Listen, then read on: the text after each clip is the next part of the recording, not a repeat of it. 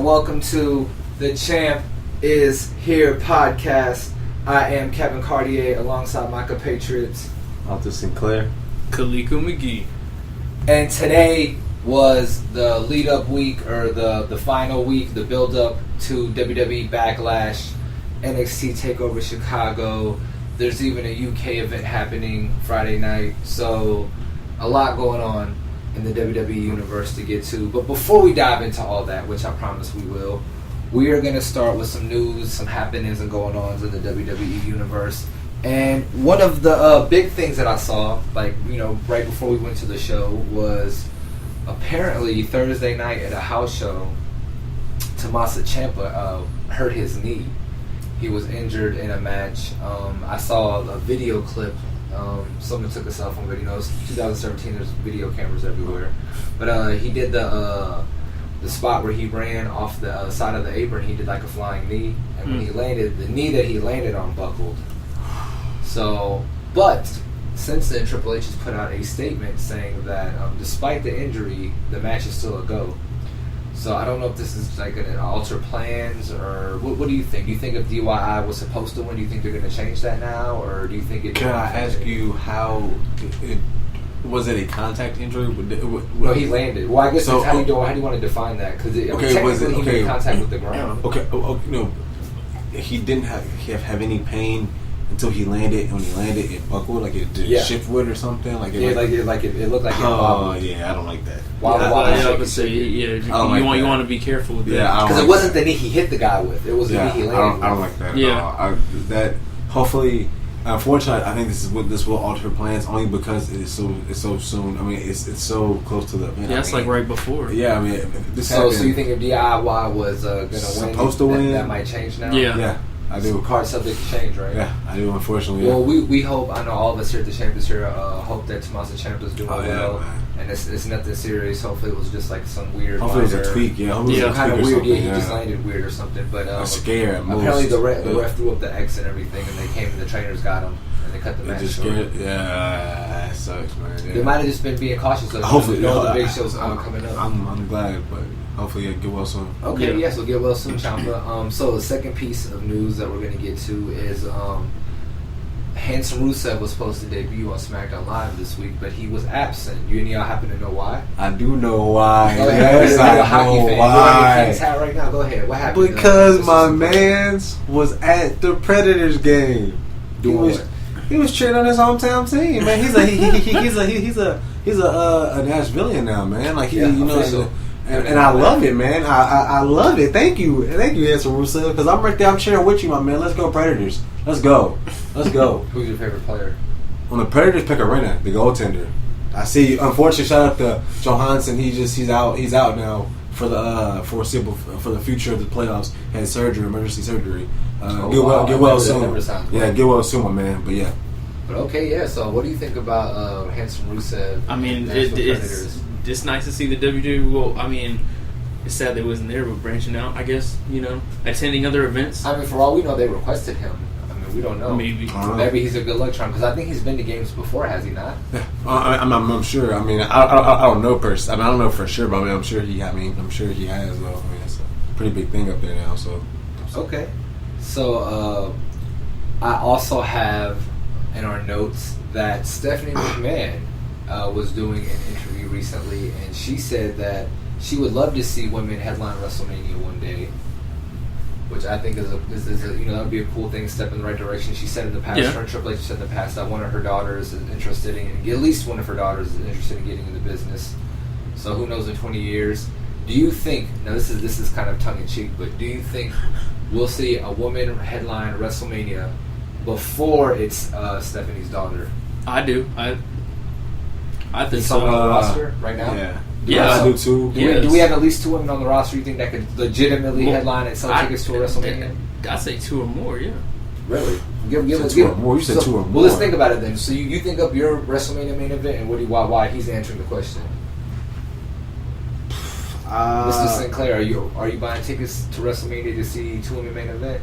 I am. Before Stephanie's children? I am, yeah. I am. Okay. Do they happen to be on the roster right now, or are you just open to it? I'm sure I could make a case for the roster right now. Yeah. I mean, I'm sure. I kind of think Charlotte would have to be. Dude, Charlotte is definitely. That in was there. one of my go-to. Charlotte's half of the equation. Charlotte is half the equation. I mean, you could throw. You can do Sasha. You can throw Sasha. Bayley. You can throw Bailey. Asuka. Or that. Okay. That's international. Now we're getting somewhere. That's international. Now flavor. we're getting somewhere to me, for personally. That's that brand new flavor. Shoot, I was even so. thinking like Bliss versus Charlotte, like Battle of the Heels. Especially, what if they did that, champion versus champion? Well, yes, and now that would be it. I mean, even Naomi and Charlotte. I mean, I know they're not they haven't pushed them the same level, you could say, but I mean, if Naomi were to be champion for the next year straight, then I could see that. Like if she were to keep the belt and they kept Charlotte away from her, or okay. So like what if she has what if she has a bland, mediocre 12-month run, or then you know what they can do. And now this is what WWE's good at. So say she does have a bland, mediocre 9-month build towards WrestleMania, and then around Royal Rumble time, her and Charlotte link up. WWE, when they really want to, they can put some steam on something, man. They could really build it and make it personal and make it feel big and do the vignettes and the video packages and dig and find the footage, and they can make it feel big. It's just a matter of if they're committed to doing it. So I just think the way you get there with Naomi the fastest is you let her have a prolonged run with the title and you keep Charlotte away from her. Otherwise, it has to be something that one of the other matches we've already named. It'd have to be Asuka Charlotte or something. Yeah. Something that we've never seen. And something to where they're already peers, but we've never seen them cross paths. Right. How about Nia Charlotte? Not Even if, again, well, they built it the right way. They built it the right way because Nia is the cousin of The Rock. But not Bliss though. I could see Bliss too, champion versus champion. If they were both the champions of their respective brands, and it was like an exhibition match, or if they did winner take all, and they're going to unite the belt. Boom. And you have, because I've always almost liked the idea, and I like it if they did it for the men too. I like the idea of you have one world champion, and that's the world champion, and then everyone on both shows is gunning for that guy. Yeah, but you got to earn your way to get to that the rings. Yeah, because you can almost do it to where the Intercontinental and the U.S. champion are the top titles of the show, and those champions get a shot at the world champion. And you can never have both belts because once you have both, you have to get drop one it. up. Yep. Yeah. I mean, you ain't gonna drop the one you just worked your buns off. Right. Yeah. But maybe that's just me. I just like it when they present it more sport oriented. I mean, I know there's times where you have to give the story. You got to put a little pizzazz, some stank on it. But you know, I love me a story here. We all do. I mean, we're all suckers at heart, for a good story, man. I mean, that's when pro wrestling's firing at all its cylinders. But just, I also enjoy the sport aspect, though, too, especially with the caliber of athlete they have. Yeah. But okay, yeah, so we're all in agreement. We definitely all think we will see a WrestleMania, a women's headlining WrestleMania, women headlining WrestleMania before Stephanie's kids. Yeah. In our lifetime, for sure. So another thing I saw that I thought was interesting, and I feel like an old person because I really wasn't sure what this is. Are any of you guys familiar with the game Rocket League? I'm familiar with it, haven't played it. Rocket League is what? It's a mobile app game. Go ahead. Okay. It's Mr. McGee. It's soccer with cars. That's how I heard it described too. Is it on a console? It's on. I thought it's like mobile game. Right? You can do it on Steam, Xbox, and the PlayStation. So because I think I played it then. I played it then. So did you like it? It's from interesting. what I've seen. The thing I read is addicting. Is what I saw. Yeah, from what I've seen, it's very it looks fun. My lady's stepbrothers love it, so I mean, it sounds like you played it. Well, Rocket League is teamed up with WWE, and Backlash is the first event they're co-presenting. Wow. So I don't know where this partnership is going to lead. I've never played Rocket League myself. I guess I need to look into it more. I just found out about it again reading about this. Wow. But apparently it's a very popular game. It's really hot right now on social media. And, WWE loves being on the social media. So the mega powers, man, they're combining. Okay, and last but not least, I kind of hate to end on a bummer. But the word is that Eva Marie, whom we have not seen on our television in months, almost probably a year now. Yeah, right? let's say since the split, right? Initially, the word is going around that she is no longer going to be on Total Divas anymore, and that kind of would lead me to believe that she's done with the company there, right, guys? I mean, she's changed her social media, a lot of it, I want to say, away from Eva Marie, if I'm not mistaken. So you said Stevie Boy would know for sure right now. So you said there's the bummer. Where's the bummer at? Where's the? I never want. I'm just kidding, guys. I don't want anybody to lose their job. I don't want anybody to lose their job. Hopefully, I wasn't the biggest Eva Marie fan, but hopefully she can. I know she was on the Street Fighter tournament. I'm not sure if she did. Hopefully she won What are that. you doing? What? She was a competitor on Like that. playing? Yeah, with Lupe and Really? Yeah, Is she good? Don't ask me. I didn't watch it, Oh, but hopefully wow. you did. Hopefully you did well. Hopefully you're going to land on your feet. I mean, you're a beautiful lady. I mean, you're a beautiful woman. Yeah. I mean, you're going to land on your feet. You have multiple endeavors outside of the wrestling community. Mm-hmm. I wish you well in them. Really, I really hope that you are successful. But yeah, I mean, How sick am I? I wish you well. I mean, but yeah, I mean, some people, I mean, just don't click, and I mean, unfortunate that happens sometimes. I kind of think it's a matter of that too. I just think it just for whatever reason it didn't fit. Yeah, man. Yeah. And there's no need to be, miserable. So I'm back to exactly. the not for miserable. you. I mean, It's not for so you. please go be happy, please. But yeah, I'm just thinking Total Divas was her last threat to WWE. Mm-hmm. Oh yeah, Especially but after her. who takes her place though? I mean, they bring somebody. I mean, they've lost Paige now. They've lost. I mean, they might. I mean, the Bellas are still around. I mean, they're doing Total Bellas though. I mean, they're probably. They do Yeah, both. Yeah, I think mean, they but do both. they're probably finna Because branch I off actually and got do- caught up watching Total Divas recently, like the recent episodes. It's different, man. It's different now. It is now, yeah. It's different, With yeah. Rusev and Miz and everybody. Yeah, it's on there. different. I like it, but it's different. I mean, again, I It's like it. definitely different. Yeah. But again, I mean, that's it's just a whole different ball game.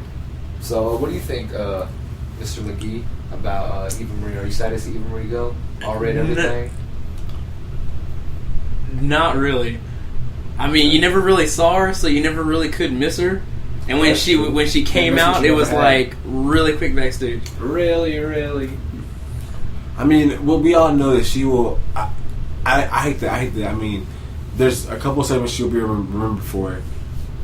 I mean, I really think that this was not like a bad split. I think this was just a mutual there's nothing we could do here. I mean, and that's why I feel I'm not that sad because I mean, hopefully this is going to be better for all the parties involved. I mean, to be honest, hopefully this is going to boost her in the right Addition by direction. subtraction, right? Yeah. I mean, hopefully this is going to boost her to like put her mind, all her focus into another endeavor she has already, or another field she's going into. Because I mean, I know she has the hairline. I know she has that. I know she was in the street, the Street Fighter thing. So I mean, obviously she's into the games, it's a community somehow. Mm-hmm. Like no, she's only landing on her feet. Yeah. If she has already, if she hasn't already, she probably already has something in the works. Yeah. Yeah. To be fair, The last I heard, her agent was The Rock's agent. But okay, cool. So we'll go ahead and we'll end it there, guys. We're going to go ahead and pick up. We're going to talk about Monday Night Raw. They're building towards their next pay-per-view special, Extreme Rules. So join us next segment where we hit up the red brand, Monday Night Raw. At Champ is Here Show. I Champions Here so At Champions Here Show. the strongest brand in the land, baby. Hi, I'm Kevin Cartier. And I'm Stevie Boy Smith. And thanks for watching the Champ is Here podcast. Make sure to follow us on Twitter and Instagram at Champ is Here Show and subscribe to our YouTube page at Champ is Here Show. At Champ is Here Show. At Champ is Here Show. And we're back to the Champ is Here Show. And we're going to do our quick question segment of the day. So, for today's quick question segment of the day, with the events that we have 3 events back to back to back. We have the UK special event that they did during their European tour with Jim Ross doing the commentary, Nigel McGuinness. We have NXT TakeOver, who's probably going to be Nigel McGuinness, Tom Phillips, and Percy Watson. Percy Watson. I was about to say, I forgot his name. And then we have Backlash, which is probably going to be Tom Phillips and JBL and Byron Saxton. With all that happening this weekend, which match on the cards combined are you looking forward to the most, and why? Go ahead, Mr. Sinclair. Off camera, you said this was easy. Oh, that's easy to me. I think we're all going to say the same answer, but I'm curious to see what he's going to say because I got 2 in mind. This match that I'm looking forward to. Tyler Bate, Pete Dunne. Ugh. That's it. And it's strictly The Bruiserweight. ding ding ding. That I'm Bruiserweight. ready to see my man's back on my screen at least, and hopefully Talking about cool he gets tattoos. a W. Finally, he uses it. And, I mean, if he doesn't get the W, at least he gets an appearance and a strong showing. So yeah, that's mine. I mean, there's all types of matches that I'm looking forward to. That's just the most That's intriguing. numero uno. Yeah. Mr. Sinclair, go ahead. Or excuse me, Mr. McGee. This is a tough one. I'd have to. Go ahead and say it. The 6-woman tag. You know, No. I'm gonna say freaking Backlash. For which one? Nakamura versus Ziggler. Huh. I want to see what they do with Nakamura. The King of Strong Style? Yes. So I'm sorry. Go ahead. No, go ahead. Because you ask a follow up. Oh yeah, I just there because I was while I was watching this week, it crossed my mind. Do they make Nakamura lose, man? I mean, does Nakamura lose? No, Because everybody just seems to be writing Ziggler off, man. Do they sneak one on us? I mean, I think Nakamura wins. To me, it's a matter of how long of a match they have. That's it for me. Do they let them go, and do they let Nakamura really like? Because it's again, we talked about. So there's no inkling in your mind Nakamura loses. How about this? I'll explain it like this, you guys out there in TV land, on YouTube land. We can put a friendly wager on it and put dinner on it for that night. Right now on the show, on camera. Put some respect on it when you say his name. You gonna put me on the spot like that? I ain't gonna do it right now. I ain't gonna do it. Mega Powers. I ain't gonna do it. Okay, I respect that man. Yeah. But I'm just saying. You guys heard it here first. I'm just saying. The way I see them playing it out is, it's not a lose for any of them because it's Nakamura's the face. And the Nakamura. 1, 2, 3 is a loss any day of the week. Nakamura's gonna come out winning, but I think this is gonna open up everybody's eyes to like Ziggler. Still in the show. Yeah, kind of. Well, like showing, reassuring that he can I'm do hoping it. they give him 20 minutes. Of So what is your the what match is your that I was most looking forward to? While I'm looking forward to the debut of Nakamura, while I'm not a big fan of Ziggler, so the debut of Nakamura. How long are they going to let them wrestle?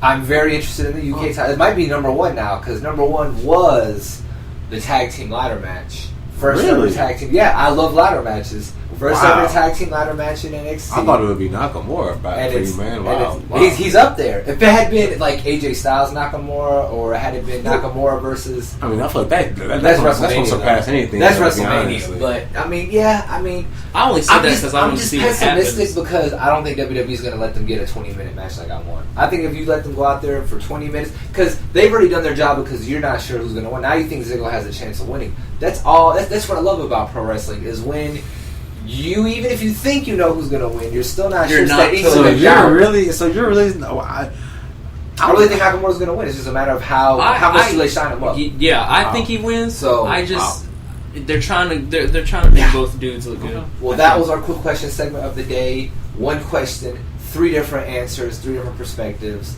So you let us know which match from the weekend are you guys looking forward to. KP, Stevie Boy, Dunnels, Little Dunnels. Y'all let us know in the comments. Dunnels Incorporated. Right?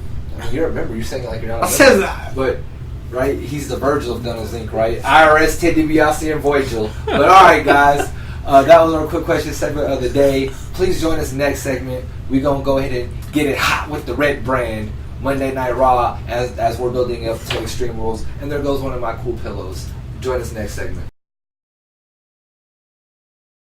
The champ is here! And we're back to the Champ is Here podcast. Before we get into SmackDown Live and this week's Backlash festivities, we got to touch on Monday Night Raw, the Red Brand, and their Extreme Rules build, which started this week.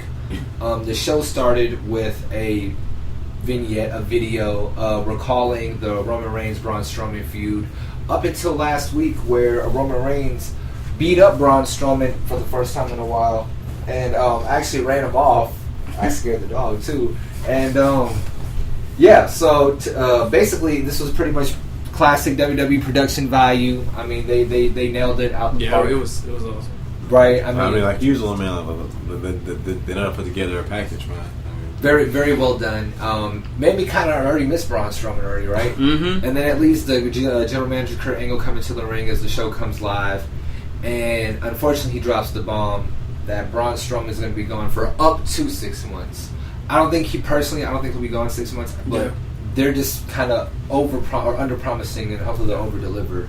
So that leads to who is the number one contender, and he runs through a list of people that are going to be in this Extreme Rules Fatal 5-Way match for the number one contendership.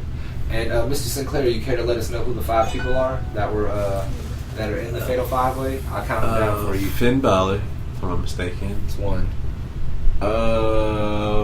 Bray Wyatt. That's 2. Let's see. Seth Rollins. That's 3. Samoa Joe. That's 4. Don't forget who the big dog. The big dog. The big dog. I'm sorry, guys. It's the whole man's yard. Roman Reigns. So yeah, the big dog, number 5, dog. Roman Reigns. And basically, once Kurt Angle kind of teases each one of these guys potentially going up against Brock, Roman shows up and says, "This is my yard," and he kind of gets into, talking about this and that, where Finn interrupts, then followed by Samoa Joe, then Bray Wyatt, then finally Seth Rollins shows up and a big brawl happens, and eventually backstage, General Manager Kurt Angle's like, "Look, enough is enough. You guys have this much piss and vinegar. We're going to have some matches." So for the first time ever, it's going to be Seth versus Bray, and it's going to be Finn versus Roman. And this is interesting because this is the first time these guys have wrestled since the first time they wrestled, which was on Monday Night Raw, when they were in that, I guess it was almost a mini tournament for the Universal Championship, or the right to fight for it or whatever. So we all know that Finn won that. Mm-hmm. So that was probably the match I was looking forward to most this night, despite the fact that Seth and Bray had never wrestled before, which I know to some people here that might be pretty interesting. But yeah, so thoughts you guys on Fatal 5-Way taking the place, because probably it looks like Braun Strowman was going to be the guy to challenge Brock. So now that they're doing this instead, I mean, is this exciting for you guys? Because it's looking like the winner of this is going to get their title shot at SummerSlam now. I'm intrigued because I don't know who's going to win. Really? You have something you're leaning towards? I don't, not really. Because I honestly, I really don't see any one of them beating Brock Lesnar right now. Wow. I don't. I mean, not Roman. Not Seth, only because not we haven't seen Brock since he won, right? Yeah. I don't think so. I don't think when we see him for the first time, he'll be losing particularly. Maybe somebody surprised him like Goldberg did. 'Cause, he did get surprised by. Goldberg surprised him twice. So maybe. But if you want to be honest, with you guys, I'm gonna be totally honest with you. Let's go with Bray Wyatt. Okay. Let's go Bray. That's Wyatt. what I expected. That's You know what I'm we saying? took the scene right to get to Let's where I was go Bray expecting. Wyatt. But what about you over here, Mr. McGee? Who are you leaning towards for this Fatal 5-Way? Go ahead and say it. Shinsuke Nakamura? Just right. I mean, that's what you were saying. Nah, earlier. I'm pretty sure Go somebody said ahead. Rollins, right? Yeah, I'll say I'll say Rollins. So Rollins is going to win and face Brock Lesnar 1-on-1. Yeah. The Beast versus the Architect. I don't Okay. think it's going to work. I mean, I kind of think You gonna say Roman? it's going to be Samoa Joe. I think Samoa Joe. Really? because I think he's a guy that you can build him to look like a credible threat to Brock that could lose to Brock. Do you know he's lost every big match he's been in? Who? Yeah. Samoa Joe? Yeah. I mean, so far he has, on the main roster, but I mean, he's a bad guy. Oh. So that's again, you can feed him to Brock and set them Samoa but Joe can come back you'd want to feed somebody who just came into like. I mean, because to me, you're cooking backwards. You don't want to feed Finn Balor to Brock yet. You don't want to feed Roman him yet. You don't want to feed. But Seth he to called him out yet. Roman Reigns. He did, and then Braun Strowman called him out, and then now I just think this whole like Fatal 5-Way is just to like. So you think it's gonna be Roman then? You just said it was gonna be Seth? No, I don't let Roman makes sense. I was gonna go ahead and I was picking Joe. To me, Joe makes sense for that reason too. This whole Fatal 5-Way I think was just put together, to get around the whole Braun Strowman Oh, no, thing, definitely. and it just It doesn't definitely like is. to me. It somebody just doesn't. someone has to Someone win, has to though. win. Yeah, Yeah, I know. It just doesn't make sense to me. Well, like- to me, they pick these 5 guys because any one of these guys can Well, and make sense. all of them are the Universal title holders at one time. No, only Finn was. Well, no, I thought Roman or Reigns had it. No, he had a universe on him. No, Finn was the first, and then Yeah. Kevin Owens was the second, and then Goldberg was the third, and then Brock beat Goldberg. So none of those guys but Finn's had the red belt, the big red belt. No. Yeah. So those are all just top guys that Right now on that yeah, brand. any one of them can they can pull that card that night because I honestly don't think they know what they're doing it either. That's what. Yeah, They're still they're still letting the chips fall. I'm interested, man. I just They don't have like know. 4 or 5 weeks. Yeah, I know. I just don't know what's going on. I mean, because again, that's a good point. They're thrown together, man. But I mean, they're doing the best they can right now. Yeah. So, I mean, I'm interested, man. But listen, because you're losing your biggest, hottest, your newest big hot so we star. got Rollins, we got Joe, and we got Wyatt. Wow. Yeah. Okay, so moving on. Speaking of Extreme Rules and titles, we had another matchup between the Hardy Boys and Cesaro with Jeff Newtooth Hardy faced off against Sheamus, the Tooth Kicker, right? The puncher. Same foot, same leg foot. And yeah, Oh, pig leg. Newtooth Hardy, bro. That'd be his name if he was a pirate. Tooth Kicker. The Tooth Kicker. But Jeff Hardy wins with a Swanton Bomb, classic Jeff Hardy. So has this feud been are you excited by this? The new and improved Cesaro and this classic nostalgia fueled Hardy Boy run? To be honest, not really. And I'm not. Wow. Yeah, Wow. I second that. I'm not It's sure. run its course? Yeah. Well, see, I'm not Even sure. though if Jeff it's lost a tooth? Jeff lost a tooth. No, to the that guys. match was Well, that match was very interesting. Now it's just like they made it seem like Cesaro can't beat the Hardys. Yeah. I just don't. At this point, somebody else needs to come in and unless they're doing some, they're cooking something in the pot right now. So I'm just don't see it because how many times Matt has. I think they've wrestled singles matches almost like every combination. I know, and every time it seems like the Hardys. The Hardys are getting Every one now and over. then- Every now and then Cesaro wins a single match. So 3 out of 4. So 3 out of 4 is the Hardys. Something like that. Mhm. It's whatever that ratio is. I don't know. I'm not a mathematician. I'm not a statistician off the top of my head. 75. We need like a research staff. Hard. Are you intrigued still about this? Or? I'll say this.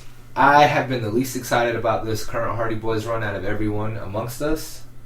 But, like Mr. McGee said, the match that they delivered at, was that Backlash? No, not Backlash. What was the show that the other pay-per-view where Jeff got the tooth knocked out and Matt bled from the eye? Can't remember the name of the show, but that match was good. Raw? No, that was a pay-per-view event. Really? Yeah, where Jeff got his tooth kicked out. That was Payback? Payback. That's right. I kept thinking Backlash for some reason. Wow. Payback. Yeah, Yeah, yeah. that was a good match. It was good. Physical, hard hitting. like it was vicious. It was. I'm just not. I just keep waiting for the broken thing to happen. But Yeah. that's kind of what's making me suspicious. So you really want to see the broken thing in the universe? I just want to see how they handle if the we're gonna- broken thing in that universe. And I was gonna say Matt's even throwing out that he think him and Bray Wyatt could do something fun. But all right, They were even like speculating that like on YouTube and stuff that I've seen, Mhm. like they want to see the broken Matt versus Bray Wyatt. That's where it's coming to, man. Hmm.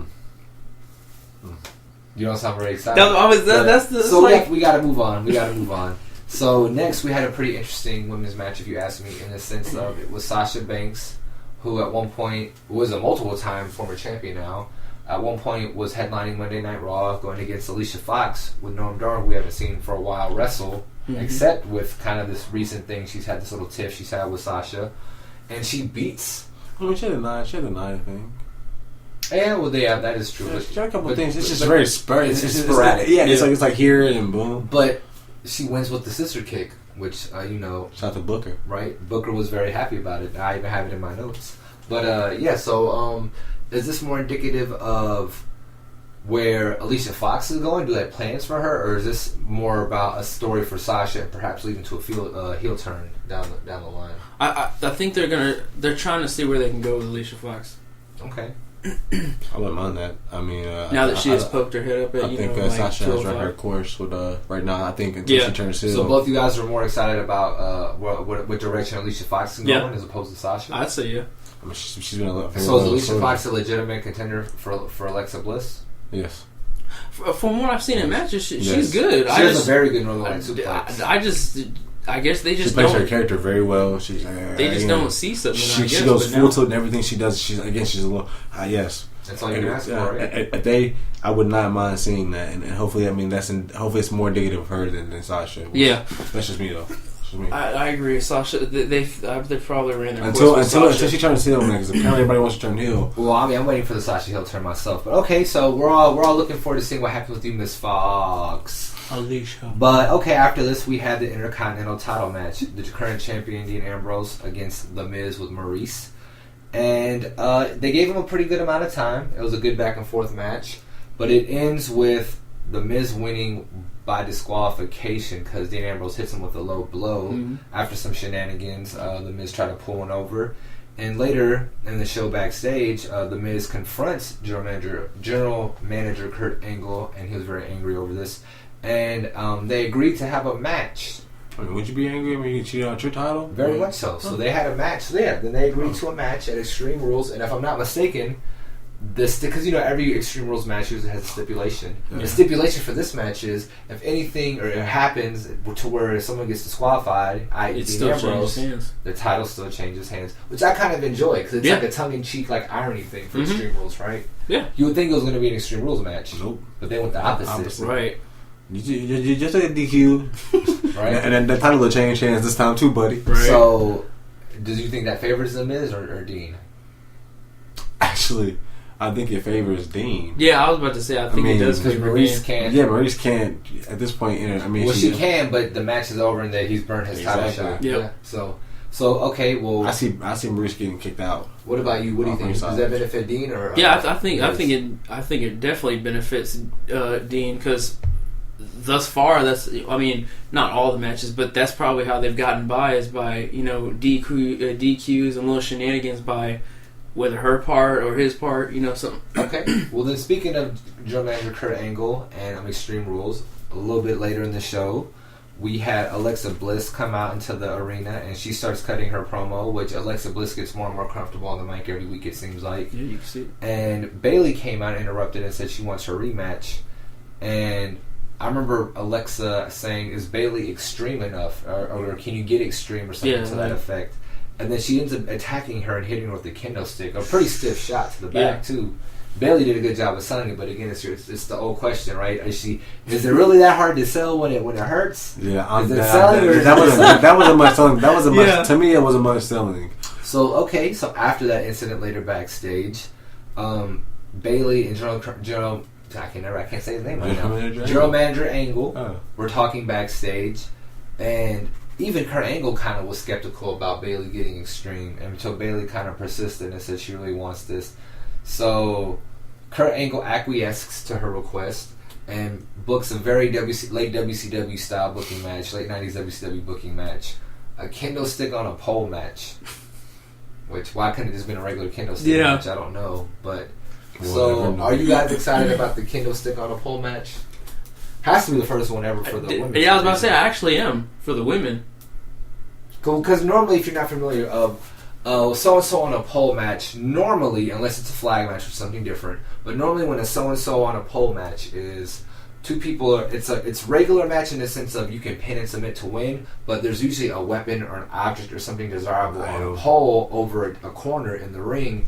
And usually the rule is the first person that gets it is entitled to use it. But normally after he gets it, there's shenanigans, and everyone gets to use it afterwards. So essentially we're going to see a kendo stick match. Yeah. Just a drawn out one. It's going to be on a pole. On a pole for a minute. So we'll have some spots here and there, hopefully.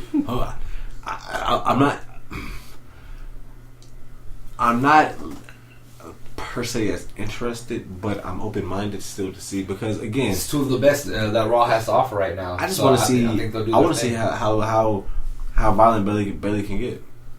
Yeah, how violent will they let them? Can she get extreme? We will find out in 3 or 4 weeks, folks. So moving on to the cruiserweights, we see Neville and TJP teaming up to face Jack Gallagher and Austin Aries, which these four have been kind of locked in a feud now, going back a few weeks. I don't know why I can't talk tonight. Going back a few weeks, and it was a pretty good match. Very hard fought, very hard hitting, and the heels end up winning after Neville distracts Mr. Gallagher, and TJP comes in for the steal. So, and if I'm not mistaken, this was the only cruiserweight match of the night too. Yeah. So, real quick, because we're not going to talk about the cruiserweights a lot tonight. Are they focusing just on this match or this feud because this is the most important feud, and they're still trying to get their cruiserweights over, or is it they didn't really have enough time and they're really kind of losing faith in the cruiserweights on Monday Night Raw? So they just decided we'll just put one storyline, the main one, on there. Because normally they would get 2 or 3 matches depending on how the night's going. I think they're just trying to focus around their 4 top dudes at the And moment. to get them over. Yeah. Okay. Because I personally, I think there was a faith. I think there was a faith. Well, we'll go ahead. We'll get into that later in the show, but I just wanted to ask that. So after this, we see actually Golden Truth. Goldust hits Truth with a pep talk about how no, it's time to pick up and keep moving on. But later in the night, when they're supposed to face the club, Goldust turned. So we have a Goldust heel turn. So real quick, we got to keep it moving real fast. Are you excited about Goldust heel turn and R-Truth? What about you over here? You really hurt the day that they broke them up, right? They probably have the best shirt on. Dude, I love love the little gimmicks and shenanigans and stuff, but I am intrigued what's gonna happen. Heel Goldust is always good Goldust, especially when he's motivated. So I definitely want to see what they're gonna do too. So we have our first co-main event: Finn Balor versus Roman Reigns. Very physical match, very physical. I mean, it was pay-per-view quality match, if you ask me. Just the physicality involved. Yeah. Both guys going back and forth, really going all out, selling throughout the match. But it ends with Roman Reigns running with 1 spear. So, were you surprised, real quick? Were you surprised to see Roman win? Yes or no? No. What about you? Against Balor, yes. Because later in the night, our second co-main event was Seth versus Bray. And to me, it was a decent match. It wasn't quite as good as what Seth and, what Finn and Roman had done. But it's also because I kind of had the eerie feeling that the match would end how it did. Yeah. With Samoa Joe showing up and kind of beating him up. But it was funny that Bray Wyatt kind of teased teaming with him and then turned on him in the end. And Bray Wyatt gave both two men sisters. Twice, man. That's twice he's done that with the people. So Bray Wyatt ends the show standing tall. Does that give you a good feeling about Bray Wyatt moving forward? Yes, hopefully, man. Or is this going to be one of the things where every week a different guy's going to stand tall to kind of try to make him look? I mean, Bray's stood tall the past couple of weeks, man. To be fair. I mean, he has. I mean, normally you're the one that is criticizes how they book. So right now, I mean, but again, this all doesn't again.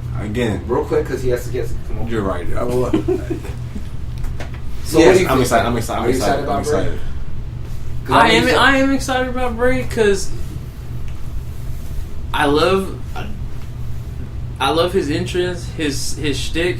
They need to really do something with him. He was just a world champion, but okay, we'll see Bray Wyatt.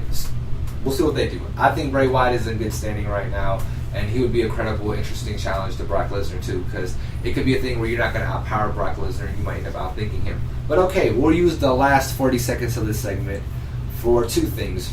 Number 1, real quick, Big Cass and Enzo came out, and they were doing their shtick, and they were in New Jersey, so they were pretty over. But Apollo Crews ended up showing up with the Titus brand, and we finally saw the heel turn that Cape has been looking forward to after the an impromptu match, I guess, with Titus wearing the suit and everything. Which that was the payoff. Was the heel turn. Yes or no? You guys excited about the heel turn? Yes.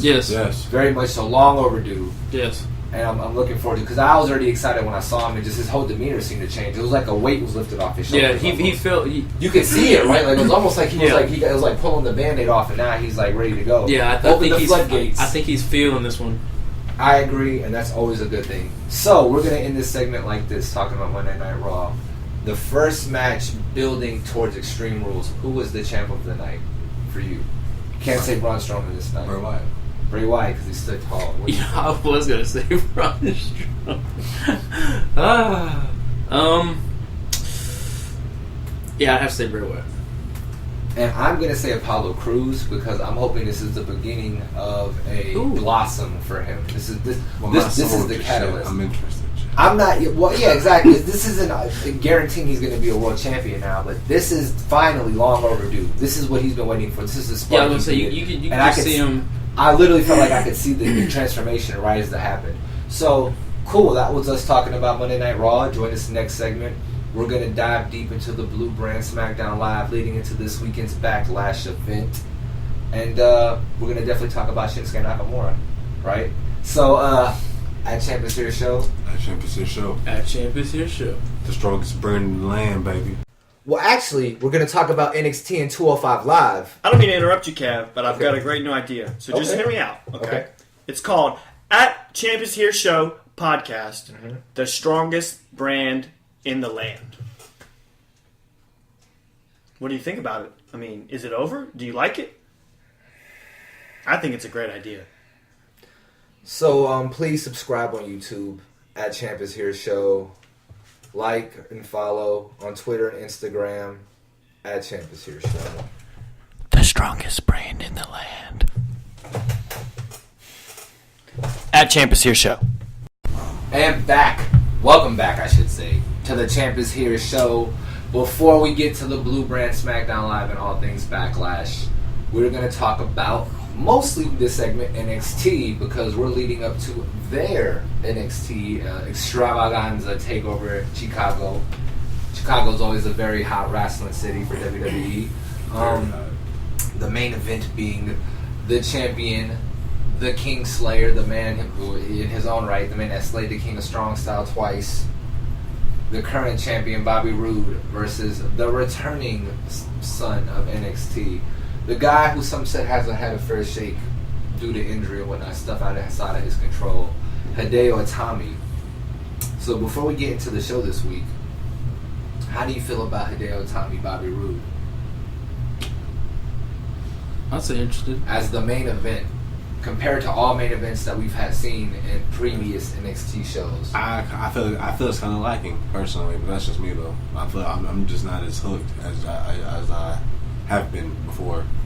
Well, Personally, I could agree because they don't have Nakamura, but We've had I Finn Balor, Kevin Owens. Yeah, I mean, no, Kevin I Owens, just- Sami Zayn. I was Yeah. talking about like Samoa in Joe, recent. I was talking about Nakamura. recent events though, but I Because I just even mean in the scope of like these events, because these events started off very successful, I honestly- very critically acclaimed, and they've kind of had that bar to live up to. And I feel like for the most part, they've either lived up to the bar or they or exceeded exceeded it. I honestly think the triple threat match could be the main event personally. Well, for the women's match, Yeah. that I think that- that might end up stealing the show But too. I mean, I think this main event kind of has lagged to me. I mean, Yeah. unfortunately that's what it has. I kind of agree in the sense of, The build to up me, there's it. not like that electricity between the two. Like I'm not waiting to That's see a these great guys way tear to into put it. each Yeah, other. there's not a buzz. There's not a buzz with it, man. Like, I agree. To me, I mean, So at least for me, it's not. yeah. So I mean, because when it was Nakamura and Samoa Joe, you were waiting for these guys Yeah. to clash the first time. I mean, Finn and Joe, or Kevin Owens and Sami Zayn, like there was a buzz around. Like man, like even when it was Neville and Sami Zayn, and it was like two good guys, and it's like we know that we're going to see them tear the house down. And see, I don't want to even blame Bobby Roode, but is Bobby Roode a lackluster NXT champion? I mean, is it? I'll it say him? this Because I think it's I not. think It's we'd not be more just. excited It's about not Finn just Balor him. and Hideo. It's not. No, it's not. You don't just, think so? It's not just him. I'll say that. You think it's Hideo too? Yes. Why?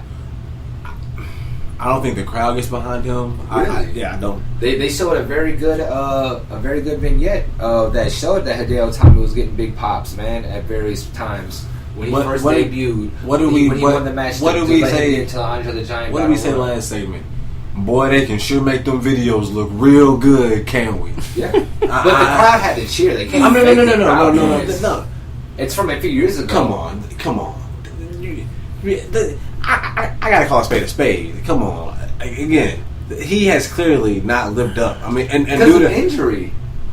He's back. He's not hurt now. well, I wouldn't give him a fair I shake. think that's why the crowd's not getting behind him because it's like we're gonna start rooting for you, and then you're you're gonna gonna get get you're gonna get injured again. I don't think that behind him when he first was coming. To be honest, I don't think the name change. I think the name change didn't help him. To be honest, I think the name was a very generic. It's just I think that they could have handled him a little bit. It's not due to the injuries have played a very big part. To be fair, I mean obviously time off is time off. You can't replace time off. I mean let's be real here. But I think that they could have handled him a little better. Besides the injuries, personally, that's just me though. That's just Okay, well, so we'll get back to this because we got to get into what happened this week on the show. So the show starts with Drew McIntyre versus Sean Maluda. Very hard hitting match. Yeah. Very hard hitting. You can ask Drew McIntyre's left eye, I want to Yes. say, or his right eye. Right. And Drew McIntyre ends up winning. I guess none of us were surprised on that. But after the match, he cuts a little promo, and it leads to him versus Blake, right? If I'm not mistaken, right? Wesley Blake Yep. next week. So, do you think that they're moving in the right direction with Drew McIntyre?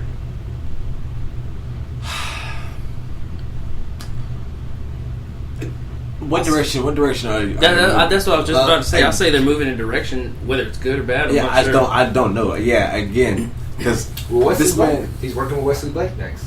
Yeah, but this man was this man was picked by a certain person to be the chosen one. Yeah. And I mean, you're I would think. Well, I guess what I'm saying is, I would think he would be working with a higher echelon of worker. and you've come. But Wesley Blake is the direction they chose. So, I mean, right direction, wrong direction. I mean, but is this something because we don't know about? Like maybe they might be losing faith in him, like or what? Because I mean, I don't. I think we'll see backstage when we see what kind of match those guys have. Cause are you excited for this? I mean, Not really. Yeah, I've never I been can't. really a big Drew McIntyre fan. See, me but I either. also think NXT's in a unique position right now where they have a champion right now that I'm not the biggest fan of in Bobby Roode, right?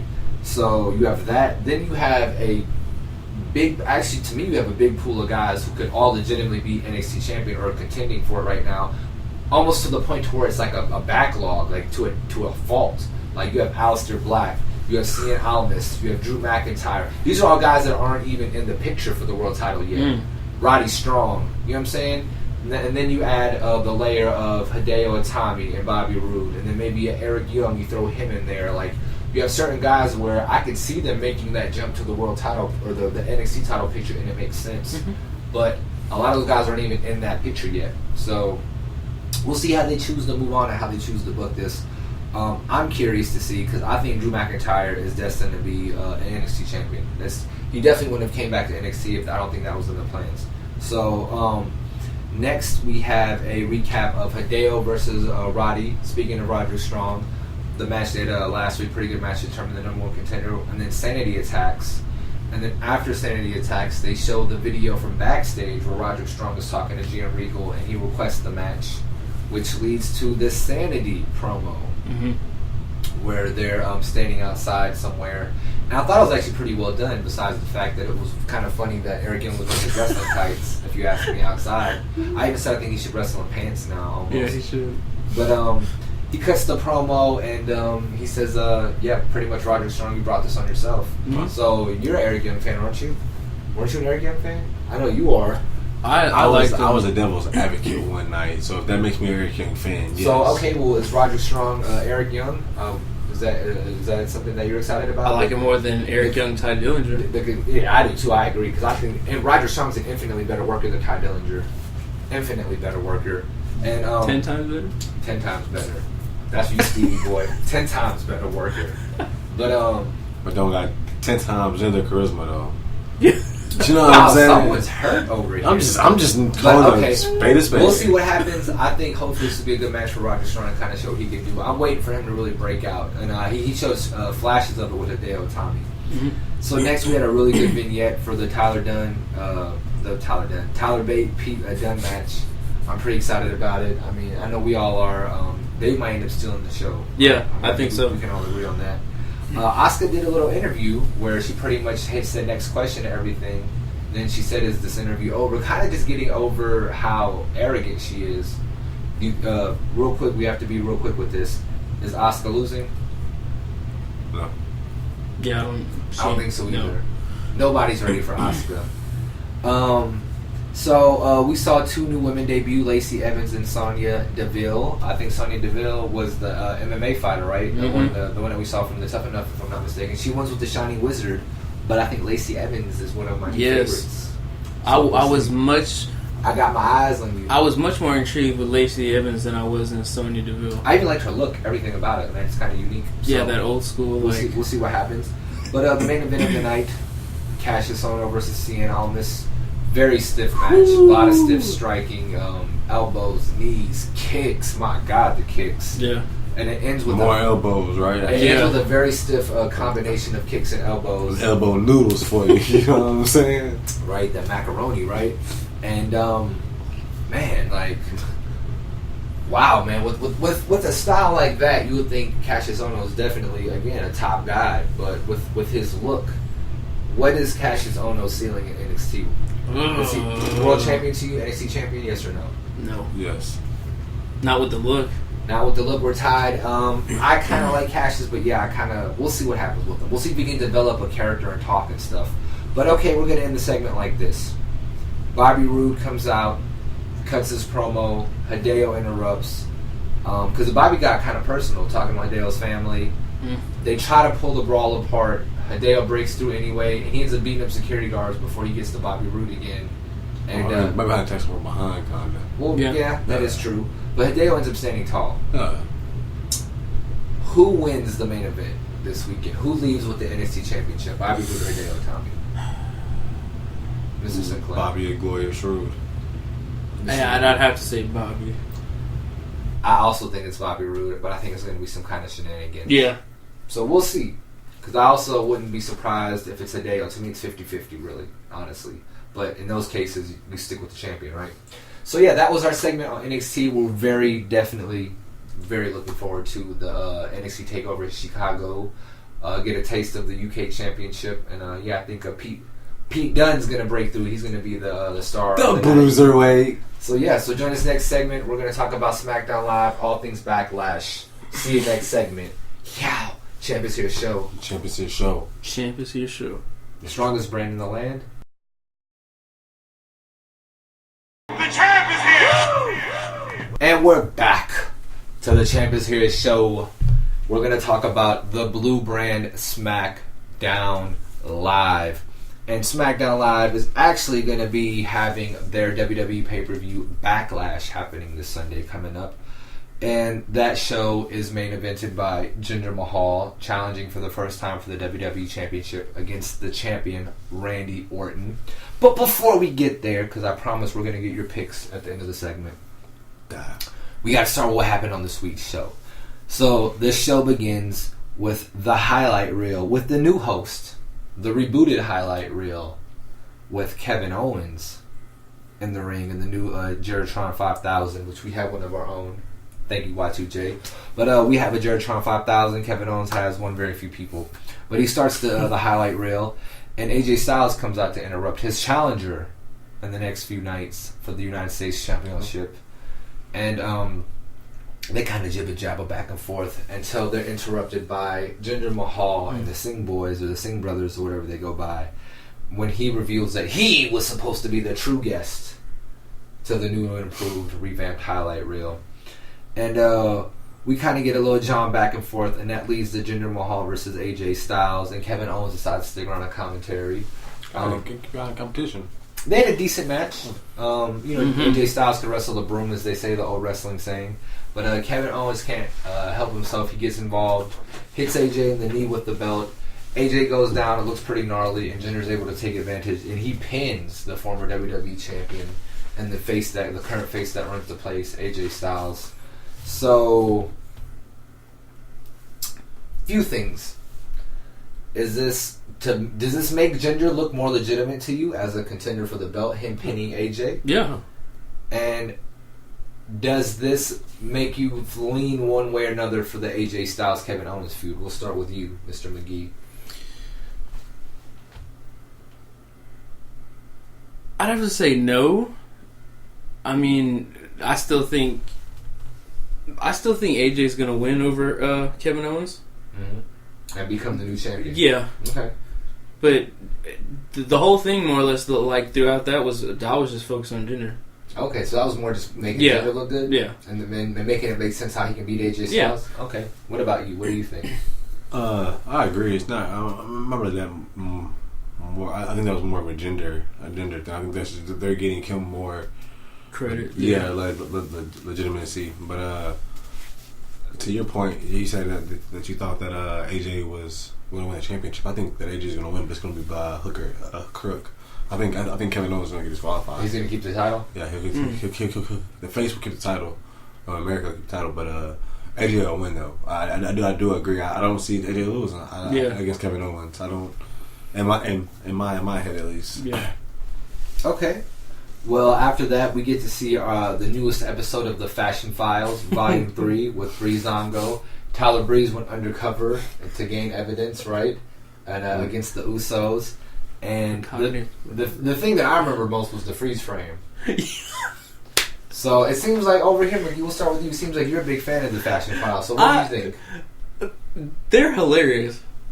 Like, and I think this whole thing with them and the Usos, they're funny, but the Usos are gonna bring the serious out. No. Oh no, they definitely do that. I really enjoy that the Usos are not afraid to do that. They look startled in the ring. Well, what do you think of the Fashion Files? I really haven't been a fan of the Fashion Files. I mean, this episode was probably the funniest one though. I can't. Freeze frame. Yeah, I mean, I mean, I really like Breezango. I didn't take the whole fashion popo thing seriously at first. The fashion polices, now you are. I mean, no, I'm still rocking with the Usos. Well, so after that, the fashion polices, as I like to call them, Breezango ended up beating the Colognes. And for the second week in a row, they were met after the match. The Usos came out to serenade them with a promo from the ramp. And I think another promo, they knocked out the park, if you ask me. I really like this new look Usos. They're really starting to find their voice, the promo, the slogans.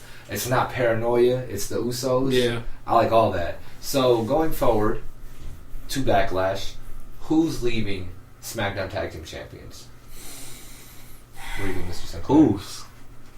Okay. Day one-ish. It's not paranoia, it's the Usos. That's not paranoia. I will have to agree. I will say the Usos. I third it has to be the Usos. You got to continue this momentum. Day one is H. Day one is H. They're gonna win the belts, and our day one will be H. So after that, we had Shane O'Mac. Here came the money coming down to the ring to lead the contract signing for the 6-man women tag team match. And of course, this being WWE, you can't have a contract signing that ends with a contract just being signed and that being it. Of course not. So on one side of the table, we had the welcoming committee, which is Natalya, Carmella, Tamina, and James Ellsworth. Duh.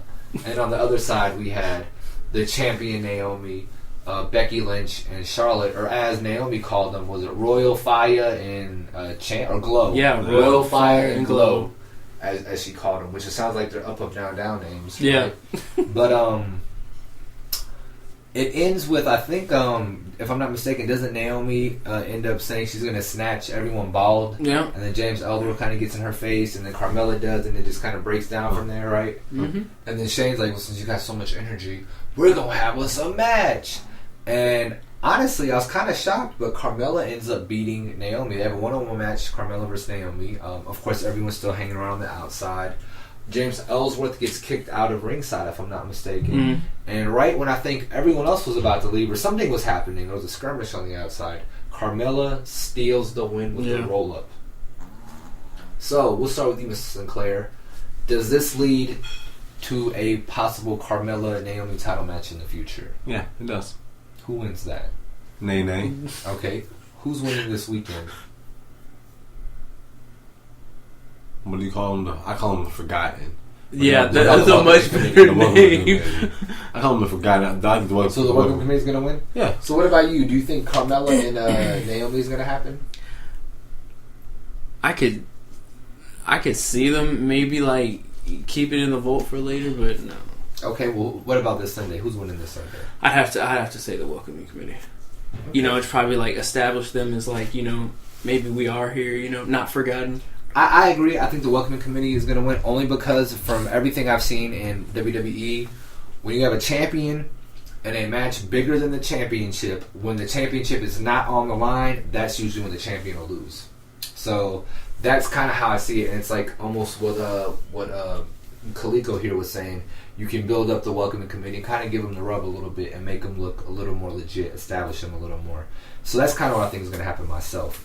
So that leads to the next segment, which is building up the match that I think we all are anticipating most on Backlash's main card. which is Dolph Ziggler, Shinsuke Nakamura. You have Dolph Ziggler backstage, and he says he's going to show everything that Nakamura's accomplished in WWE. Yeah. And then proceeds to pretty much show a clip that said what footage can't be found, or something like that. Footage not Then found. he says, I'm going to show you what I've accomplished in WWE. And of course, it's this big, epic vignette showing WWE could make a good show, can't they? good video, man. A good tight video. That production value is world class, man. Best in the world. And they make Dolph Ziggler look like a rock star. Yes, they do. So, okay. Well, my question is this then. We've talked about it briefly. We're going to talk about it again now. I'm going to get predictions. Dolph Ziggler Nakamura. What do you think happens Backlash? What is your theory? I've recently come to the conclusion that Dolph Ziggler He's here to show will sneak one Here to show the on world. Sunday at Backlash. He will sneak one over on everybody. He will beat Shinsuke Nakamura, the artist. Don't call him that. He's the king of strong style. So we have one vote for Dolph Ziggler. What do you think's going to happen, Mr. McGee? I see Nakamura winning, but Don't say it. Don't come over here then. Don't come over here then. Don't come over here then. You stay over there. Nakamura, your turn. Your turn. How do you see Nakamura winning? Is it going to be a good match? What do you think? I think it's going to be a good match, and they're going to let both. So it's not going to be a squash. I don't say a squash. They've got to let You Ziggler can't get his spend stuff 2 in. months and then have a man come and beat him in 10 minutes. Nah, they gonna go out there. And That's have what a I'm saying. match. They're gonna let them have a match. I hope so. I'm hoping for I at think least 20 that minutes. they're gonna try to make it where More. both of these guys end up getting respect. People are aware that Dolph Ziggler's out there now, and he's not being the corny and blind guy, and getting overlooked. What I think kind of happens, or at least how I hope it would happen, is to go out there, have probably a 20-25 minute match, including entrances, pretty epic match. And afterwards, it was very hard fought. Dolph might even kind of have a hard way, maybe bleeding a little bit, have a little color. And they go, and then they have a moment where they're going to shake hands, and it looks like, the crowd applauds and everyone's into it. And then Dolph attacks Nakamura from behind again. And I think that's how you kind of further the rivalry. Because then it's not, now it's personal, Now Nakamura would feel personally disrespected. Because right now it's all just fun and games. Yeah. It's all just name calling. You have sticks and stones, you know what I'm saying? That Yeah. kind of thing. So that's how I would book it. But we'll see. I'm keeping my fingers crossed. It's arguable. I might be the biggest Nakamura fan here on the show right now. So I'm hopeful. We'll see what happens. But okay, moving on. We see Sami Zayn doing an interview backstage about his match at Backlash. 1,000 apologies. His match at Backlash with Baron Corbin. When Baron Corbin attacks from behind and pretty much says, you need to learn when to stay down. I'm going to put you down for the most part. So before we get into the main event and everything that happened, Backlash, Baron Corbin, Sami Zayn, McGee, what's going to happen? I would like for Baron Corbin to win. So the Lone Wolf is going to eat the underdog? Yes. I think he's like Sami Zayn's like the workhorse now, so I think Corbin's taking the W. So you think they're starting to polish him up for the next level? Yeah. I mean, he's already going against like Randy Orton and the top guys. Sami Zayn came in wrestling John Cena for his shoulder. Yeah. Top guy. Yeah. Well, anyway, so that's interesting take, though. So I definitely think Baron Corbin is definitely on his way up. He's been moving. His trajectory has been very high. What do you think, Mr. Sinclair? Lone Wolf eats on Sunday. He eats. I agree. I think it's going to be, I don't want to say a short match, but I think it's probably going to suffer because Nakamura Ziggler is going to hopefully have a lot of time. Mm-hmm. So a match like this is not going to have as much, maybe 10 minutes or so. And I think they're going to do some cool spots because Sami can fly. Sami can do a bunch of the small guy stuff. He's fairly athletic, especially, surprisingly so almost if you look at him. He's really more athletic than you'd expect. Yeah. And Baron Corbin has really gotten more and more comfortable and gotten smoother and smoother in the ring. And that leads to our main event of the evening, which is the aforementioned Baron Corbin versus the current WWE champion Randy Orton. And again, almost a pay-per-view level match on live TV, on free TV. The main event, of course. And Randy Orton wins with the RKO. I kind of expected Jinder to interfere in the match, but he waited for after the match. Because that's when Jinder made his move. He shows up, again, starts to cut a promo, but this time it's more nefarious. He's actually just trying to distract Randy Orton. And the Singh brothers try to attack from behind. And while Randy's fighting them off, Jinder Mahal is able to try to get in the ring and find the numbers are too much. They're able to overcome Randy Orton and give him one last beatdown. And the show ends with Jinder standing tall with the Singh brothers over Randy Orton. And this is what we were building towards. The main event, Backlash. Jinder Mahal, a guy who's been kind of controversial in this role in the sense of a lot of people, a lot of fans felt like they were conditioned over the years to never really take him seriously, to never really consider him as anything more than just an opening act kind of guy. So now when WWE decided to put him in this role of a potential main eventer, a potential top guy, potentially the top heel, you know, a lot of people were skeptical at first. So I guess the question I'm going to ask you before I ask the who wins is, we all discussed giving him a chance when he was first given this opportunity. Now that the night is here, almost, so far, what have you thought of the build and of this heel main event caliber Jinder Mahal? Is this something to where it can continue to grow and flourish and it's worth continuing? Or was the experiment, should they kind of pull the plug? What do you think? I like the Maharaja. The Maharaja. I like that. I think they should run with that. So you think he's a viable top guy? I think he has the opportunities. I think they have done a great job building him up until now. I mean, again, they haven't really made a wrong decision, I think, right now with him yet, personally. So I wouldn't mind seeing him on top still for a little bit longer to see what he does. What do you think? SmackDown is the land of opportunities, says Show Shane, and I don't think anybody's shown that more than Jinder. He's taken that opportunity, and he's, like you say, he's showing people that don't count me out, or don't count, not more or less me, but don't count the guys that you're usually, seeing squashed, or the job guys. We're coming. I mean, I like it too because we have a roster nowadays where almost everyone is athletic and can work and can talk, and it's really like sometimes it's just personal preferences for these guys. So I'm gonna go out on the limb, and I might even jump out the window. Jinder's winning this weekend. We'll see. Wouldn't bet my house on it, but I definitely won't be shocked. I wouldn't bet dinner on it personally. I wouldn't bet dinner on it personally. So we'll see. So you're sticking with Randy Orton. Yeah, I'm sticking with Randall. Yeah. Jinder. So Jinder. So one more thing before we go, then, because we have a few more minutes. So Randy Orton loses. What happens when Jinder Mahal, or Randy Orton wins, I should say? What happens when Jinder Mahal next? What happens with the Maharaja? Because you just said you want to keep him around. Yeah. Jinder Mahal loses. Hopefully he goes on to fight Kevin Owens or the winner of the U.S. title match. I don't know.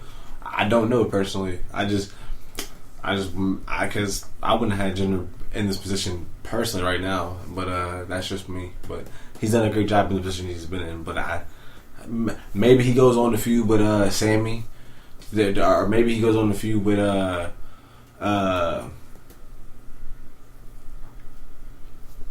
Shinsuke. Who knows? Who knows? That's why I think Jinder has a chance of winning because, that's something they can build off of. They can run with that.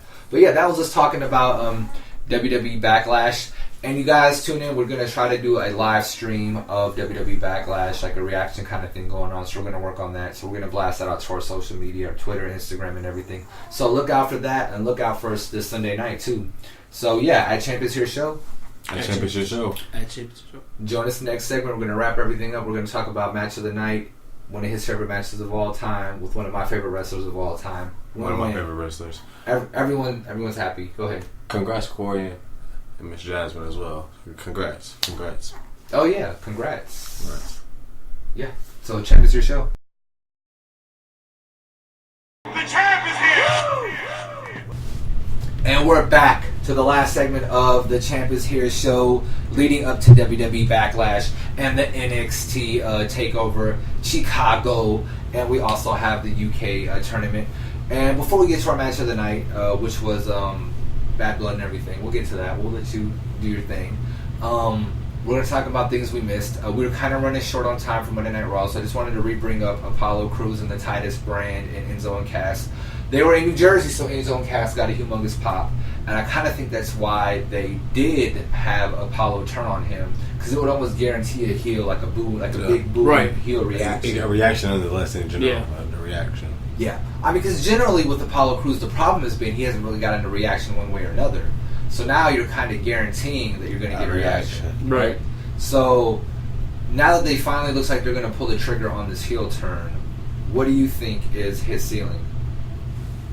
Oh, I think him running with Titus is he has a very high ceiling. I think his ceiling just exploded. I think it's just I think his potential is unlimited now because they can do comedy, they can do seriousness, but yeah, I can get it. Hopefully this. And they've already dabbled in the comedy with this, with the selfies and everything. Yeah, I mean, but I mean, they can go a lot further with that, but they can also go a lot more serious. I mean, again, I think the opportunities that he can get now are plenty, and hopefully that he does something with it. Hopefully. And what do you think over here, Mr. McGee? I totally agree with Art. It's balanced now. He's in the same car with Jinder driving. Okay. Cool. Well, I also agree. I'm very happy they finally pulled the trigger on this, and yeah, I kind of feel like the same way, man. Just seeing how relieved he looked and natural he looked just on Monday night, right? I mean, just like 2 minutes of not even 2 minutes, like 30 seconds of him after he kicked. Yeah, it was so in the head. It was like a light switch flipped on. So yeah, I'm definitely excited. We also didn't touch on the Drifter, I don't think either. Who he drifted on in during the Miz segment when he was talking to General Manager Kurt Angle about their match, and the Drifter drifted on in. He was drifting. So what you think of the Drifter? He's kind of getting a good pop. It sounds like from the live crowd though. Every time they show him now, it's like that Blue Pants pop. You know what I'm saying? Like, come on now. Well, you look skeptical. My whole thing is eventually he's going to have to get in the ring and wrestle, and hopefully he's become a better worker since the last time we saw him. Because they were trying to make him a heel in NXT, and it kind of wasn't clicking with the audience. But now they seem to kind of take it to him, this mainstream audience, because he's drifting away. He's the Drifter, Drifter. What do you think of the Drifter? He's the Drifter. I think this is like Slater when he was walking around trying to get a job. That's a one-man rock band now. You hold on. Well, I know that. I'm just respect that. That's talent. I know. That's I respect that. I'm just saying. Put some respect on it. When you Eventually, he's gonna have to find somebody. He's the Drifter. He can't just keep find the drifting. base. So who's he gonna drift into? Who's the Drifter gonna drift into? How about some quicksand, hopefully? Oh wow! I said hopefully not some quicksand. Oh okay. Well, who do you think? Kurt Hawkins. Wow. Fact.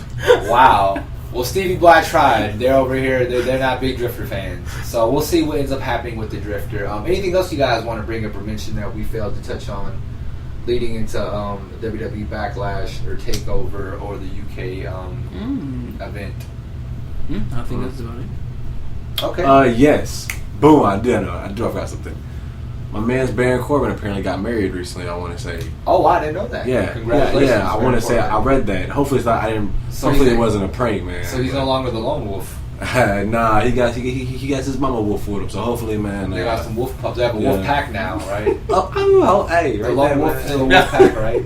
So if that's, I want to say it's true. Hopefully it's true, man. It look pretty true, man. So hopefully, yeah. Okay, well, so we're gonna go ahead and move on to the match of the night segment. And I'm going to let my man Alder Sinclair take over and describe last week's match of the night.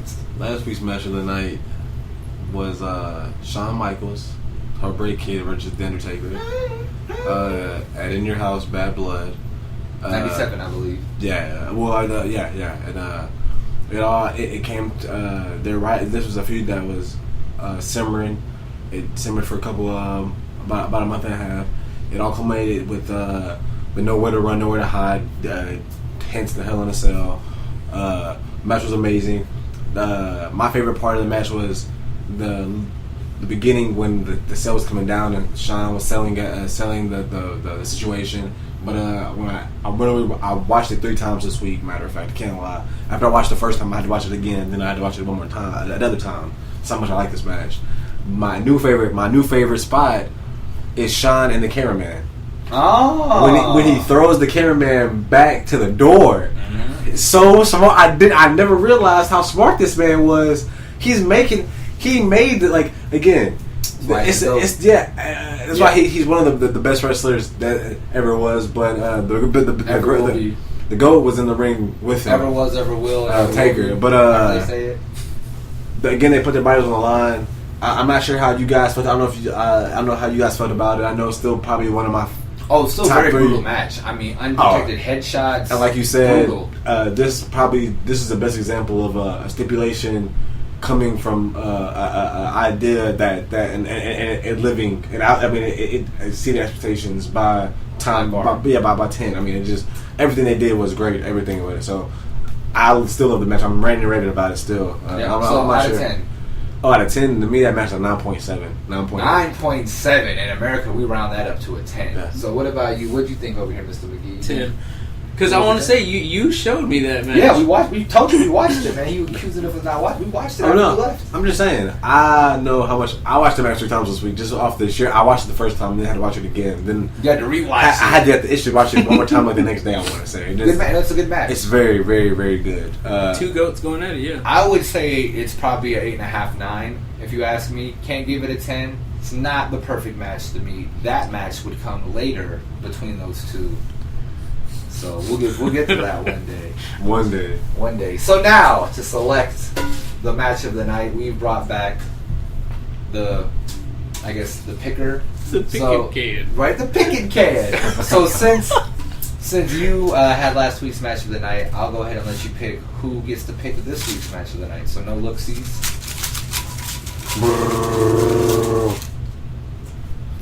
So tonight, I think it's going to be Mr. McGee. I think it's McGee too, man. This doesn't feel like my paper, man. I'm feeling McGee, man. I'm feeling McGee. It is McGee. Okay. Here you go. You can have this. I don't want this shit. It's fairly recent. The UK tournament. Right. Tyler Bate versus P. Dunne. The finals of this year's UK tournament. The thing that got me is I was amazed to see how young they were and in love with the sport. Passion, man. Tyler Bate was 19 at the time. I think he's just now 20. Just now, yeah. I was going to say just now 20.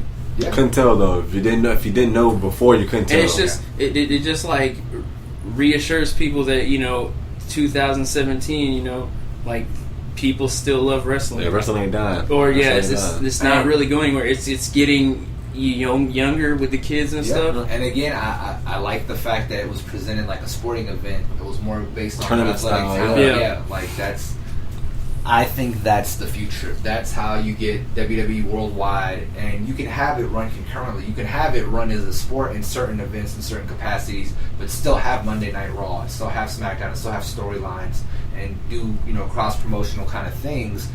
But you can also, you're a big enough company, you can also feed the streets. You know what I'm saying? Speaking metaphorically, you know what I'm saying? You can also give the people what they want. So. We thought that was kind of pushing it. That's kind of pushing it, that metaphor. I'm feeling myself too much now, right? Well, yeah, that was the show. That you guys join us this Sunday. We're going to definitely try to go ahead and put on a live simulcast, a live reaction show of us in Backlash. We hope we're going to have K-Pad and Stevie Boy Smith. Hopefully. And maybe even another member of Dunnell's Inc. with us. He can link up with McGee. And we're going to put this on the line. The big old belt is going to be up for grabs this weekend. So so join us. You get Both times. You get to see the new champ crown, hopefully, and our championship ceremony is very intricate. Candles are involved, secret handshakes. But so of course, thanks you for joining us. I'm Kevin Cartier alongside my compatriots Arthur Sinclair, Kaliko McGee. And like, subscribe, and follow us. We're on Twitter, we're on Instagram, we're on YouTube at Champ is Here Show. Comment, like, subscribe. We will comment back. We will get back to you. We will slide up in them DMs. So, all up in them DMs. But yeah, at Champ is Here Show. At see you Champ guys. is Here Show, man. Backlash. At Champ is Here The Show. strongest brand in the land. Strongest. Yeah.